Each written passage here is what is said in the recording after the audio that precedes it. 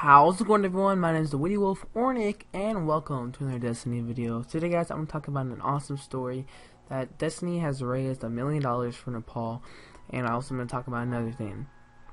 First off, they raised $1 million for Nepal because in April there was an earthquake that killed 8,800 people and injured 23,000. It was a devastating earthquake, very bad. So Bungie decided to raise some money for Nepal. They raised it by people in the community could buy a t-shirt, an emblem, and a shader. So the emblem and shader was from in-game, and the t-shirt they would send to you for 25 bucks. I actually didn't get it. I was thinking about it. I should have. I think it's too late now. But they still raised $1 million, which is awesome. But there's also another thing that a lot of people didn't know, that the game is actually set in Nepal. People found out it's actually set in Nepal, so I'm going to tell you what it is.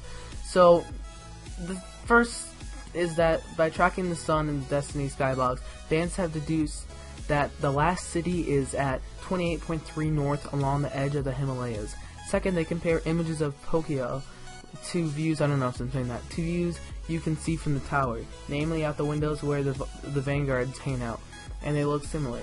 Lastly, when you load the tower, your ship hovers north of India before descending into the clouds. And as an added bonus, Tokyo was a refuge for adventurers who would head into the Himalayas to face unspeakable danger, which can be interpreted as a fun little guardian mentor. Obviously, the last city has been built up way more than Tokyo was, and certain elements of the landscape may not line up exactly, but it's a solid theory and one I'm sticking with for all of the above reasons. I'm not saying that the last city being in Nepal is the only reason Bungie stepped up to raise funds, but if there was a link, that would be somewhat logical.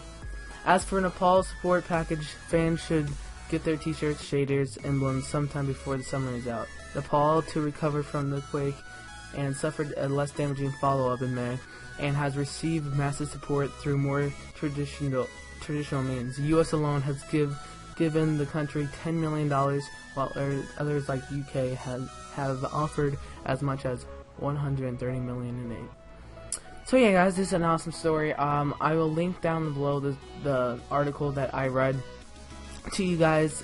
It's an awesome story. It's cool that all these countries are helping Nepal out, and it's cool that Bungie raised $1 million themselves.